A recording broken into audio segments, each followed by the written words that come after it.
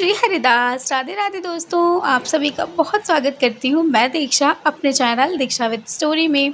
तो दोस्तों, आज मैं लड्डू गोपाल जी की एक अद्भुत लीला कथा सुनाने वाली हूँ आप सभी को, जो सुन कर के आप बिल्कुल हैरान हो जाएंगे। दोस्तों, ये बिल्कुल हैरान करने वाली घटना है कि हमारे लड्डू गोपाल जी ने एक ऐसे व्यक्ति पर, एक ऐसे इंसान पर उन्होंने अपनी कृपा बनाई कि उनके साथ चमत्कार हो गया। तो चलिए तो दोस्तों शुरू करते हैं।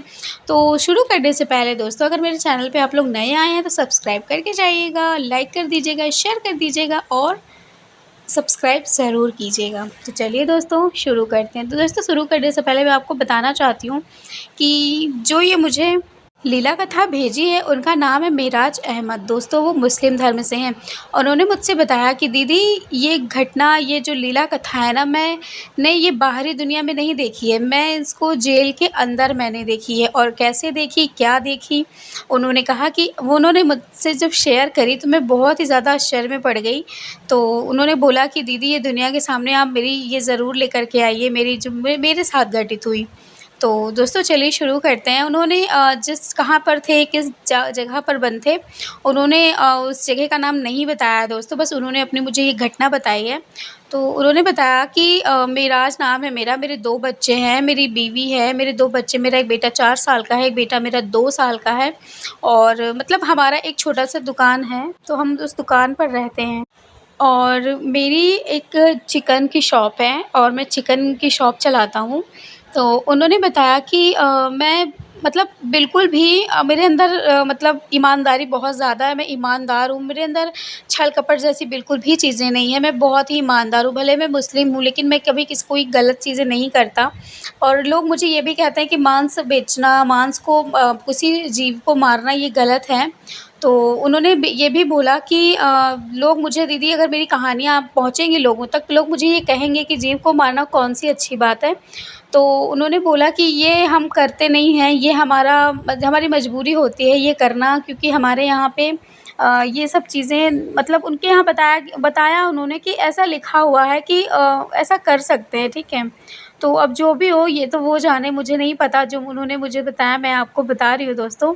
तो उन्होंने कहा कि मेरी एक चिकन की शॉप है और मैं चिकन मतलब बेचता हूँ। और फिर उसके बाद वो कहते हैं कि एक रात की बात है, मेरे मतलब बच्चे थे, मेरे बच्चे जो है मुझसे ज़िद करने लगे कि अब्बा मुझे जूते चाहिए। तो मैं अपने बेटे को जूते दिलाने के लिए बाहर मार्केट में निकला। तो मुझे लगा कि मैं कुछ सब्जियां खरीद लेता हूँ और मैं जूतों को भी, मतलब अपने बच्चों को जूते भी दिला दूँगा। तो वो कहते हैं कि मैं जूते को भी मैंने दिलाया और बच्चों को दिलाया। उसके बाद हमारे यहाँ पे, हमारा जो है बगल में ही हमारा साला रहता है, तो वो बाइक लेकर के आया था। तो मैंने उससे कहा कि मेरे दोनों बच्चों को बिठा करके तुम चलो, मैं थोड़ा-सा सब्ज़ी लेकर के आता हूँ। तो मेरा जो साला है वो बच्चों को बिठा करके वो घर छोड़ दिया उसने, और मुझे लगा कि मैं थोड़ा सब्ज़ी ले लूँ। तो सब्ज़ी लेने के लिए मैं जिस मंडी में रोज़ जाता था, मैं उस जगह पर ना जाने की बजाय मैं किसी और दूसरे मंडी में चला गया। जब मैं वहाँ पर पहुँचता हूँ तो वहाँ पर भीड़ लगी हुई थी काफ़ी, और काफ़ी भीड़ लगी हुई थी। तो मैंने देखा कि क्यों भीड़, मैंने लोगों से पूछा तो लोग कुछ बता ही नहीं रहे थे, कह रहे थे कुछ हो गया, लड़ाई हो गई, किसी को मार दिया गया। और दोस्तों, फिर ये सुन कर के मैं जो है आगे बढ़ा, मैं देखना चाहता था कि क्या हुआ है, कौन है। और फिर जब मैं आगे पहुँचा दोस्तों, तो मैं गया तो मैंने देखा कि किसी आदमी को चाकू से मार दिया गया है। और मैं ये देख कर के ना, मैं तुरंत वहाँ से पीछे हट गया और मैं वहाँ से चला आया। आने के बाद मैं अपने घर आया, मैंने अपनी मतलब बीवी से बताया कि आज ऐसी-ऐसी बातें हुई हैं, मैं वहाँ पर गया हूँ, मुझे बहुत ही बुरा लगा, किसी को मार दिया गया है। और फिर वो इतना कहते हैं, उसके बाद वो कहते हैं कि नहीं, मुझे भूख नहीं है, मैं खाना नहीं खाऊँगा, आज मैंने ये सब चीज़ें देखी, मुझे बहुत बुरा लग रहा है, मैं खाना नहीं खाऊँगा। तो उनकी पत्नी ने कहा कि तो मतलब आम बात है, आए दिन ये सब चीज़ें होती रहती है, तो आप इस चीज़ को लेकर के ज़्यादा ध्यान मत दीजिए। लेकिन उन्होंने कहा कि नहीं, आज मेरा मन नहीं है, तो फिर उन्होंने कुछ भी नहीं कहा, उसके बाद वो सोने चले जाते हैं। सोने के बाद वो कहते हैं मेराज कि दीदी, जब सुबह होती है और जब मैं उठता हूँ तो मैं जब सुबह उठती हूँ तो मुझे आज दुकान भी खोलने का मन नहीं था, लेकिन फिर भी मुझे खोलना पड़ा, तो मैं जाता हूँ दुकान पर। जब मैं दुकान पर जाता हूँ तो मैं जैसे ही निकला तो मेरे घर के तरफ 2 पुलिस वाले आए और उन्होंने मुझसे कहा कि पुलिस स्टेशन तुम्हें चलना है। तो फिर मैं ज़्यादा दूर पर नहीं गया था, मेरी पत्नी ने मुझे बुलाया। उसके बाद मैं स्टेशन चला गया। मैं पुलिस स्टेशन पहुँचने के बाद जब मैं वहाँ पर पहुँचा तो वहाँ पे मुझे कुछ क्लिप दिखाई गई और मुझे ये बताया गया कि जो कल रात को वहाँ पर मर्डर हुआ था उसको मैंने किया है, इसमें मेरा हाथ है।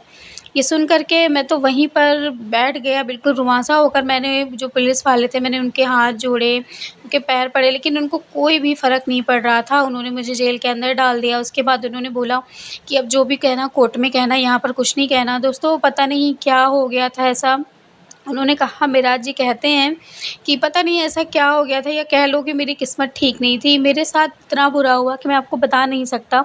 उन्होंने कहा कि फिर मुझे काफ़ी अदालत के बहुत ज़्यादा भाग-दौड़ करनी पड़ी। उसके बाद फिर भी मैं बरी नहीं हुआ और मुझे आजीवन कारावास की सज़ा हो गई। और मतलब ये बहुत ज़्यादा दुखदाई था। मैं मतलब अंदर जब आया तो मतलब मुझे जेल तो हो गई, फिर मेरी पत्नी बहुत रोई, मेरे बच्चे भी बहुत ज़्यादा परेशान हुए। फिर मुझे लगा कि ठीक है, अगर मैं इतना परेशान हो जाऊँगा तो मेरे बच्चों का क्या होगा? उसके बाद दोस्तों वो कहते हैं कि मैं जेल के अंदर आ गया। अंदर आने के बाद फिर मैं काफ़ी दिन तक मैं बहुत उदास रहता था, मैं ज़्यादा किसी से बातें नहीं करता था, बोलता नहीं था, जो भी मुझे काम मिलता था मैं कर लेता था। और इसी तरह से कुछ दिन चीज़ें चली, फिर वो कहते हैं कि मेरे मतलब इस सेल में हम लोग बंद थे, वहीं पर एक और आदमी आया, उसका नाम था विवेक। उन्होंने बताया कि उसका नाम विवेक था और वो भी आया, तो मेरी मतलब वो भी गुमसुम सा रहता और मैं भी गुमसुम सा रहता, तो हम दोनों की मतलब धीरे-धीरे बात शुरू हुई और बनने लगी। तो एक दिन विवेक ने मुझसे कहा कि भाई हम लोगों की कोई गलती नहीं है, फिर भी हम लोग इस जगह सज़ा क्यों काट रहे हैं? ये बात विवेक मतलब वो कहते हैं मेराज कि ये बात सुन कर के मैं भी बहुत ज़्यादा आश्चर्य में पड़ गया कि हाँ भाई, मेरी भी कोई गलती नहीं है। तो उन दोनों ने बताया अपनी-अपनी कि कैसे हमारी छोटी-सी क्लिप सीसीटीवी कैमरे में आ जाने की वजह से मुझे पुलिस वालों ने पकड़ लिया और मेरा नाम लगा दिया कि मैंने ही ये कत्ल किया हुआ है, जो कि मैंने ये चीज़ नहीं की थी। ये बात सुन कर के वो दोनों आपस में मतलब रुआँसे हो गए। वो कहते हैं कि हम दोनों की आँखों में आँसू छलक आए, क्योंकि हम दोनों अपने फैमिली से बहुत प्यार करते थे। तो विवेक के साथ भी शायद कुछ ऐसा ही हुआ था, जो वो भी अंदर आ गए थे, शायद उनकी भी कोई गलती नहीं थी। मिराज कहते हैं कि फिर मतलब मैं और विवेक जो थे, वो मतलब वो बहुत उदास रहता था, तो मैं उसको समझाता था कि भाई उदास मत हो, चल ठीक है, जो हो रहा है सो हो रहा है, क्या होगा, बहुत सज़ा काटनी होगी, हम लोग सज़ा काट के घर चलेंगे। तो उसने मतलब वो कहते थे कि वो बहुत दुखी रहता था, तो मैं उससे ऐसे उसके घर की बातें पूछा करता था, उसकी मम्मी की बात पूछा करता था। तो वो कुछ बताता था मुझे कि मेरी शादी नहीं हुई है, और जो मेरी मम्मी है ना, वो लड्डू गोपाल जी की बहुत बड़ी भक्त हैं। वो लड्डू गोपाल जी की बहुत सेवा पूजा करती हैं। और उसने ये भी बताया कि पहले तो मैं जब ये बात सुना लड्डू गोपाल जी, तो मुझे लगा कि कौन लड्डू गोपाल जी? तो उन्होंने बताया कि एक लड्डू गोपाल जी भगवान हैं और हम उनकी बहुत सेवा करते हैं, बहुत सेवा करते हैं एक बच्चे की तरह। तो ये सुन कर के मेराज कहता है कि मुझे बहुत अच्छा लगा। उसके बाद फिर वो बताते हैं कि मेरी मम्मी कैसे लड्डू गोपाल जी की सेवा करती हैं, क्या उनकी कहानी है। मेराज कहते हैं कि ये सब पूछते-पूछते कब दिन बीत जाता, फिर हम दूसरे दिन का इंतज़ार करते कि कब सुबह होगी और कब फिर मैं लड्डू गोपाल जी की नई-नई कहानियाँ सुनूँगा। और विवेक कहते हैं कितना अच्छा लड़का था कि वो लड्डू गोपाल जी की कहानियाँ जब सुनाने लगता है ना, तो बिल्कुल उसकी आँखों में आँसू आ जाते थे कान्हा जी की बातें सुन कर के, सोच कर के। तो मतलब इसी तरह से इन दोनों के मतलब बीच में बातचीत होने लगी, बहुत ज़्यादा बातचीत हुई, लड्डू गोपाल जी के बारे में भी बातचीत हुई कि लड्डू गोपाल जी कैसे चमत्कार करते हैं, कैसे क्या-क्या वो कर सकते हैं हम लोगों के लिए। तो ये सब बात सुन कर के मेराज भी कहते हैं कि हाँ यार, ये तो बात सच कह रहे हो तुम कि लड्डू गोपाल जी जो आपके भगवान हैं, हम सबके भगवान ना, सब चमत्कार करते हैं, लेकिन हम लोगों के ऐसे कर्म होते हैं ना कि हमें इस जगह पर रहना पड़ जाता है। लेकिन जो विवेक थे ना, वो कहते नहीं, मैंने कोई गलत कर्म नहीं किया, फिर भी मैं यहाँ पर काट रहा हूँ और इसीलिए मैं भगवान के बिल्कुल खिलाफ़ हूँ। मैं भगवान के ऊपर विश्वास करना मैंने बंद कर दिया है। और यहाँ तक उन्होंने ये भी बताया कि मेरी जब से मुझे मतलब मैं कारागृह में हूँ ना, तब से मेरी अम्मी मतलब उनको बताया कि मेरी मम्मी जो है ना, वो लड्डू गोपाल जी की सेवा पूजा उन्होंने करनी बिल्कुल भी बंद कर दी। उन्होंने कहा कि मुझे विश्वास उठ गया कि मेरा बेटा जिसने कोई गलत काम नहीं किया, वो कैसे बंद हो सकता है जा कर के। तो वो इस तरह की बातें बताने लगा, तो मैं बहुत ज़्यादा आश्चर्य में हुआ। मैंने कहा कि देखो, अच्छा-बुरा सबके अंदर अच्छाइयाँ-बुराइयाँ होती हैं, लेकिन ऐसा नहीं है कि हम किसी भगवान को उस चीज़ का दोष देने लगें। तो ये चीज़ मेराज कहते हैं कि मैंने उसे समझाया विवेक को, लेकिन वो बहुत ज़्यादा दुखी रहता था। मुझे लगता था, मेराज कहते हैं कि सबसे ज़्यादा दुखी मैं हूँ, क्योंकि मैं अपनी बीवी और बच्चों को बाहर छोड़ कर के आया हूँ, और इसको देख कर के लगता था कि मुझसे भी ज़्यादा दुखी ये इंसान है। फिर मैं उससे ज़्यादा बातें नहीं करता था कि हम लोग यहाँ पर क्यों हैं, क्या है? क्योंकि वो दुखी हो जाता था। उसको बस ये था कि मुझे बाहर जाना है, मुझे बाहर जाना है, मुझे यहाँ नहीं रहना है। किसी भी हाल में उ उसको बाहर ही जाना था। तो मुझसे जब वो लड्डू गोपाल जी की बातें करता था ना, तो मैंने उनसे कहा कि क्या सच में तेरे लड्डू गोपाल जी करते हैं लीला? तो उसने कहा लीला तो करते हैं, लेकिन शायद वो मेरे साथ कोई लीला नहीं कर रहे, इसलिए अब मैं उनकी कोई बात नहीं करूँगा। मुझे उनकी कोई भी बात नहीं सुननी है, ना करनी है। ये बात सुन कर के मैं बहुत ज़्यादा मतलब मुझे बहुत अच्छा लगने लगा लड्डू गोपाल जी की बात सुन कर के। उनके बारे में फिर मैं दिन भर सोचता, दिन-रात सोचता कि वो कैसे लगते होंगे? क्या पहनते? क्योंकि वो कहते हैं महाराज कि मैं कभी लड्डू गोपाल जी को देखा ही नहीं था, मैंने उनकी सूरत कैसी है, वो लगते कैसे हैं, मैंने कभी देखा नहीं था। उसके बाद मैं जैसे होता है ना कि मन में एक छवि बना लेना, मैंने कुछ अजीब-सी छवि बनाई हुई थी। एक वो कहते हैं ये भी बताया उन्होंने कि मेरे मन में ना एक ऐसी छवि थी जैसे कोई पठान होता है ना, वो पठानी सूट पहना होता है, उसने मालाएँ पहनी होती हैं और उसने सर पे पगड़ी लगाई होती है। वो कहते हैं कि मैंने उस तरह का कि उनको सोचा कि एक छोटा-सा बालक होगा, ऐसे होगा क्योंकि वो कहते हैं कि विवेक ने मुझे ऐसी चीज़ें ही बताई थी। जो मुझे जो है अच्छा लग रहा था, तो वो कहते हैं कि कभी जीवन कारावास अगर मेरा ख़त्म हुआ और अगर मैं कभी यहाँ से बाहर निकला ना, तो मैं लड्डू गोपाल जी को ज़रूर देखूँगा और ज़रूर उनसे पूछूँगा कि मेरा क्या दोष था जो आपने मुझे अंदर किया? आपके ऊपर तो आपके भक्त बहुत विश्वास करते हैं।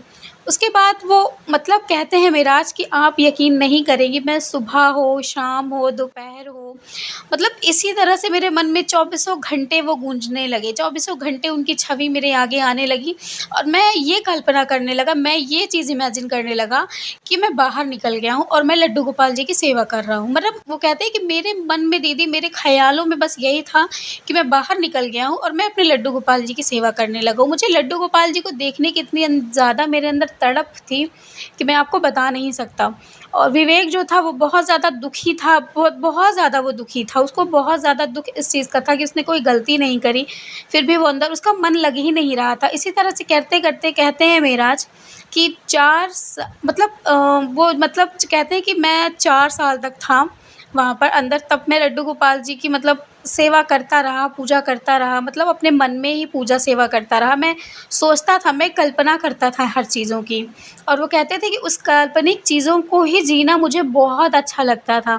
मैं सोचता था कि वो कहते हैं कि मैं सोचता था कि मैं उनको खिला रहा हूँ कुछ। मैं जो खा रहा हूँ, मैं ऐसे आँखें बंद करता था तो मुझे लगता था कि मैं उनको खिला रहा हूँ। मतलब वो कहते थे मैं कल्पना में जिया हूँ। कह वो उन्होंने बोला कि दीदी आप यकीन नहीं करोगे, मैं जितने साल जेल में रहा हूँ, मैंने कल्पना नहीं की थी कि मेरे साथ ऐसा कुछ हो जाएगा। और उन्होंने कहा कि मैं बहुत ज़्यादा वक़्त नहीं बीता था, सिर्फ़ 6 साल ही बीते थे। उसके बाद मेरे मतलब मैं एक दिन बैठा हुआ था, तो एक जो मतलब वहाँ के जेलर के पास जो काफ़ी लोग होते हैं, उन्होंने एक आया मेरे पास, उसने मुझसे कहा कि तुम्हारा नाम मेराज है? तो मैंने कहा हाँ। तो उन्होंने कहा चलो तुम्हें जेलर साहब ने बुलाया। तो वो कहते हैं कि मैं जेलर साहब के पास गया, मुझे डर लगा कि वही कोई गलती हो गई क्या मेरे से, जो मुझे बुला रहे हैं? तो उन्होंने बोला कि मतलब तुम्हें मतलब मुझे कुछ काम है। तो फिर जब मैं वहाँ पर पहुँचा तो वहाँ पर जेलर साहब नहीं थे। अब मैं सारा दिन डरने लगा कि मुझे मतलब मेरे को क्यों बुलाया गया वहाँ पर, क्या था? मेराज कहते हैं कि दीदी मैं बहुत ज़्यादा परेशान हो गया था, मुझे समझ में नहीं आ रहा था कि उन्होंने मुझे क्यों बुलाया, क्या बात है? मैं आया, मैं मतलब फिर से मैंने वही मतलब लड्डू गोपाल जी को अपने मन ही मन मैंने उनको कहा कि कन्हैया खा ले, मैंने तो तेरी बहुत लीला सुन ली है, बहुत लीला, मैं तो धन्य हो गया हूँ। मुझे तो यहाँ पे रहना ना मुझे बहुत अच्छा लग रहा है क्योंकि यहाँ पर मैं तुझे दिन भर याद कर रहा हूँ। वो ये कहने लगे। उसके बाद वो विवेक को भी समझाते, लेकिन विवेक 6 साल बीतने के बाद भी वो बिल्कुल अजीब-सा होता चला गया। वो किसी से बातें नहीं करता, वो बिल्कुल चुप रहता, वो सारा-सारा दिन किसी से बातें नहीं करता था। तो मतलब मैं बिल्कुल खुश रहने लगा था। मैं आपको सच बताऊँ, वक़्त बीत रहा था ना तो मैं खुश हो रहा था। मैं वहाँ पे अजीब-सा मुझे नहीं लग रहा था। मुझे बहुत अच्छा लग रहा था कि चलो मैं भगवान के बारे में मैं सोच रहा हूँ। और वो कहते थे, मैं आपको ये भी बता दूँ कि मैं नमाज़ पढ़ना भी मतलब मैंने मतलब पढ़ता था, ऐसा नहीं था कि मैं नहीं पढ़ता था, पढ़ता था, लेकिन मैं बहुत कम कर दिया था मैंने ये भी। मैं सिर्फ़ भगवान की ही लीन था। मैं हमेशा लड्डू गोपाल जी से यही कहता कि मैं बाहर आऊँगा ना, तो मैं आपको ज़रूर देखूँगा कि आप लगते कैसे हैं। और वो कहते हैं कि फिर उसके बाद रात हुई और रात हुई तो मैं फिर सो गया। सोने के बाद मेरे मतलब मेरे सपने में ही आया कि एक जो है बच्चा है, बहुत छोटा-सा है, उसने पठानी सूट पहन रखा है, उसने सर पे पगड़ी लगाई हुई है और वो मेरे पास आता है और मेरे हाथ में हथकड़ी लगी हुई है, तो मेरे हथकड़ी को खोल कर के वो मुझे बाहर लेकर के जाता है। मैंने ये सपने में देखा, जब मैं सुबह उठा तो मैं मतलब तुरंत तो मुझे ये सपना याद नहीं आया, कुछ देर के बाद जब मुझे ये सपना याद आता है तो मैं विवेक से कहता हूँ कि विवेक भाई आज मैंने ये सपना देखा, तो वो हँस कर के कहता है कि अरे कुछ नहीं होता, बस वो ऐसे ही दिखाते हैं, वो कुछ नहीं करते, कुछ भी नहीं करते, अगर वो करते तो मैं यहाँ फँसा नहीं होता। मतलब वो इस उनको बहुत ज़्यादा कोस रहा था, फिर मुझे भी बुरा लगने लगा उसके लिए कि भाई कोई भी इंसान हो, वो कहते हैं कि मतलब बुरा जो नहीं किया है तो उसको दुःख होगा ही ना, तो इसलिए वो ईश्वर को कोसते हैं। तो उसके बाद वो कहते हैं कि सुबह हुई, फिर मुझे जेलर साहब ने बुलाया। जेलर साहब के पास जब मैं गया दोस्तों, तो कहते हैं कि आपको यकीन नहीं होगा कि इतनी चीज़ें मैं आपको विश्वास नहीं दिला सकता कि मेरे साथ क्या हुआ। वो कहते हैं कि मेरी आजीवन कारावास की सज़ा सिर्फ़ 6 सालों में ख़त्म हो गई दीदी। वो कहते हैं कि मैं बिल्कुल, कहते हैं ना कि जेल हो जाने के बाद कोई कुछ भी नहीं कर सकता। वो कहते हैं कि मैं सिर्फ़ और सिर्फ़ लड्डू गोपाल जी का ही चमत्कार मानता हूँ कि मैंने सिर्फ़ 6 साल की सज़ा काटी और मैं आज़ाद हो गया। उसके बाद वो कहते हैं कि जेलर साहब के पास उन्होंने मुझसे बुलाया, उन्होंने मुझसे कहा कि तुम्हारा नाम मेराज अहमद है? मैंने कहा हाँ। उन्होंने कहा कि तुम्हारी कोई गलती नहीं है इसमें, ठीक है? तुम आज़ाद हो। बस उन्होंने मुझे इतना ही कहा कि तुम्हारे मतलब यहाँ पे से जाने के पेपर तैयार हो रहे हैं, ठीक है? और बस उन्होंने इतना ही कहा, उसके बाद उन्होंने कुछ भी नहीं बोला। मैं आ गया, मैंने विवेक के पास गया, मैं खुशी से विवेक को गले लगा लिया मैंने कि विवेक देख, मैं मतलब मैंने कान्हा से कहा था, अभी मैंने उसी दिन कान्हा को कहा था कि मैं जब बाहर निकलूँगा ना कन्हैया, तो मैं तुम्हें ज़रूर देखूँगा। लेकिन अगर मैं यहाँ से बहुत दिन के बाद निकलूँगा ना, तो शायद मेरी वो उम्र ही ना रह जाए, लेकिन मैं तुमसे मिलने ज़रूर आऊँगा वृंदावन। वो कहते हैं कि मैं इस तरह की बातें मैंने कही थी और ये सच भी हो गई, ऐसा कैसे हो सकता है? वो कहते हैं कि ये मेरे साथ बहुत बड़ा चमत्कार हुआ दीदी, कोई माने या ना माने लेकिन मेरे साथ चमत्कार हुआ। उसके बाद वो कहते हैं कि जैसे मुझे यहाँ पे हफ़्ते भर निकलने में लगने वाले थे कि मैं हफ़्ते भर में ही निकलूँगा, क्योंकि सैटरडे और संडे पड़ गया था। उसके बाद वो कहते हैं कि सैटरडे संडे हो पड़ गया था, तो विवेक जो था वो मुझसे मेरे सामने ही बैठा हुआ था। उसने कहा कि तू चला जाएगा यार, तेरे तेरे सिवा तो मेरा कोई नहीं है। उसने कहा देख, विश्वास कर, वो तुझे ज़रूर निकालेंगे। उसके बाद विवेक हँसते हुए कहा कि मेरा विश्वास उन पर से उठ गया है और मैं शायद शायद मैं कभी उनके ऊपर विश्वास कर पाऊँ, क्योंकि फिर उसने वही बात दोहराई कि मैंने गलती नहीं की, फिर भी मैं यहाँ पर हूँ। उसके बाद दोस्तों मुझे जाने में वहाँ से सिर्फ़ 2 दिन ही बाकी थे। उसके बाद अचानक से विवेक की एक रात बहुत ज़्यादा हालत ख़राब हुई और शायद उसे हार्ट अटैक आ गया था और वो इस दुनिया से चला गया। ये सुन कर के मैं बहुत ज़्यादा दुखी हुआ, मैं बहुत ज़्यादा रोया उस दिन और मुझे लगा कि ये इसको क्या हो गया था, मतलब क्यों इतना दुखी था वो। मतलब कहते हैं ना दोस्तों, हम कुछ ही दिन का फ़र्क था हमारे आने में और वो कहते हैं कि बस मैं आया 1 हफ़्ते पहले, 1 हफ़्ते बाद वो आया था और वो 1 हफ़्ते में पहले ही वो मेरे से पहले ही चला गया और वो इस दुनिया से बाहर नहीं, वो सदा-सदा के लिए वो कान्हा जी के पास ही चला गया। वो उनके ऊपर विश्वास नहीं करा उसने और वो इतना ज़्यादा दुखी था कि शायद उन्होंने उनको अपने पास ही बुला लिया। उसके बाद वो जानते थे ना कि वो इतना दिन यहाँ पर झेल नहीं पाएगा, इसलिए शायद उन्होंने उनको अपने पास ही बुला लिया, क्योंकि उसको भी आजीवन कारावास ही हुई थी। दोस्तों मैं बाहर निकला, उसके बाद सारी चीज़ें हुई, पेपर वगैरह तैयार हुए, उसके बाद मैं बाहर आया, क्योंकि जेल में ज़्यादा किसी के बारे में पूछना-जाँचना नहीं था और मुझे उसके बारे में कुछ पता भी नहीं चला। बस मैं इतना जानता हूँ कि वो नहीं था, उसको लेकर के बाहर गए, उसके बाद मुझे उसके बारे में नहीं पता चला दोस्तों। लेकिन उसके बारे में सुनकर मुझे बहुत ज़्यादा दुःख होता है कि वो भी आज़ाद हो गया, लेकिन इस दुनिया को उसने छोड़ दिया। और फिर मैं बाहर आया, बाहर आने के बाद मैं सबसे पहले अपने बीवी बच्चों के पास गया, उसके बाद मैं उनसे मिला, मैं बहुत खुश था, वो भी बहुत ज़्यादा खुश थे। वो घर में थी, वो कह रही थी कि मुझे बिल्कुल भी यकीन नहीं है, कैसे क्या हो गया? वो कहती है कि कैसे हो गया कुछ समझ ही नहीं आया, बस मैंने जेलर साहब से पूछा, तो उन्होंने कहा बस तुम्हारी रिहाई हो रही है और तुम जाओ और तुम और बातें मत पूछो।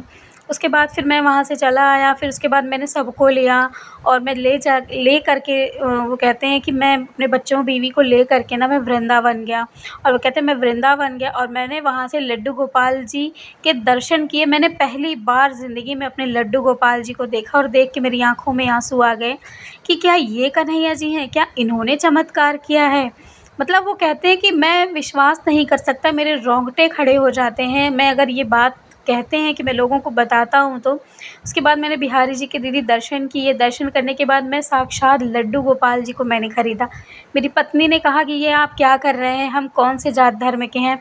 उन्होंने कहा हम जात धर्म के नहीं हैं, हम इन्हीं के बच्चे हैं और ये हमारे भगवान हैं और इनकी ही हम सेवा करेंगे। इनकी वजह से आज मैं जो यहाँ पर खड़ा हूँ ना, ये इन्हीं की ही लीला, इन्हीं की ही चमत्कार की वजह से है। वरना तू मुझे 20 साल के पहले कभी देख नहीं पाती। मेरे बच्चे जवान हो जाते लेकिन मैं कभी देख नहीं पाता मुझे। तो दोस्तों उसके बाद मेराज कहते हैं कि दीदी मैं लड्डू गोपाल जी को लेकर के आया और मैं एक चीज़ मैंने और अपने जीवन में करी कि मैंने निहत्थे और मतलब जानवरों को मारना छोड़ दिया। मैंने चिकन का काम छोड़ दिया। मैं एक ऐसा बन के देखिए, वो कहते हैं कि मैं ये नहीं कहता कि मैं मुस्लिम नहीं हूँ, लेकिन मैं मतलब मेरा नाम मुस्लिम है, मेरे बच्चों का नाम में मुस्लिम है, सब कुछ है। लेकिन मैं लड्डू गोपाल जी की सेवा करता हूँ। मेरे घर में मीट-मांस जैसी चीज़ें ही नहीं है। बस मैं शायद मुझे वो कहते हैं ना कि कर्मों की सज़ा, शायद मैंने इतने बकरे को काटा, इतनी मुर्गियों को काटा, वो कहते हैं कि इसी की शायद मुझे 6 साल तक की सज़ा भोगनी पड़ी। वो कहते हैं कि जहाँ तक मैं जानता हूँ शायद इसी चीज़ की मैं सज़ा भोग रहा था और अब मैं आगे ऐसा कोई काम नहीं करूँगा क्योंकि मैं लड्डू गोपाल जी की सेवा करने लगा हूँ। और वो कहते हैं कि मैं सेवा करता हूँ लड्डू गोपाल जी की और मैं बहुत ज़्यादा खुश हूँ, मैं बहुत खुश हूँ और मैं लोगों को भी यही कहता हूँ कि आप भगवान पर विश्वास करिए। और वो कहते हैं कि दीदी मैंने कथा सुनी, मैंने आपकी, उन्होंने बोला कि ये नहीं, मैंने कोई और कथाएँ सुनी थी आपकी, तो इसलिए मैं डायरेक्ट आपके चैनल पे गया और फिर मैं आपको ये कथा मैंने आपको भेजी कि मेरे साथ क्या घटित हुई है। लेकिन वो कहाँ के हैं, वो कहाँ पर वो थे, क्या हुआ था उनके साथ, उन्होंने पूरी डिटेल नहीं बताई। उन्होंने बस मुझे अपनी बताई स्टोरी कि मेरे साथ क्या घटित हुआ था। और वो ये भी कहते हैं कि मुझे विवेक के लिए बहुत बुरा लगा कि मतलब उसकी उसकी डेथ हो गई, उसके अंदर ही डेथ हो गई उसकी। मुझे इस चीज़ के लिए बहुत ज़्यादा बुरा लगा। तो दोस्तों आज की थी ये लीला कथा मेराज अहमद जी की, जो उन्होंने मुझे बताई, अपनी आप बीती, अपनी घटना बताई जो लड्डू गोपाल जी से जुड़ी हुई थी कि कैसे उनके जीवन में कान्हा जी ने उनके मतलब जेल के अंदर भी चमत्कार करे, उनको वहाँ से छुड़ाया। तो दोस्तों आज की थी लीला कथा। लाइक ज़रूर करिएगा, चैनल को सब्सक्राइब ज़रूर कर दीजिएगा। मिलूँगी आप लोगों से लड्डू गोपाल जी की नई लीला कथा के साथ। तब तक के लिए राधे राधे दोस्तों, जय श्री कृष्णा। और आपके पास भी लड्डू गोपाल जी की लीलाएँ हों तो आप मुझे ज़रूर भेजिएगा, मेरे इंस्टाग्राम आईडी पर फॉलो कर लीजिएगा और मुझे अपनी स्टोरी भेजिएगा। लिख कर के भेज सकते हैं आप, वॉइस ओवर भी कर सकते हैं, ठीक है। तो चलिए मिलूँगी आप लोगों से, तब तक के लिए जय श्री कृष्णा।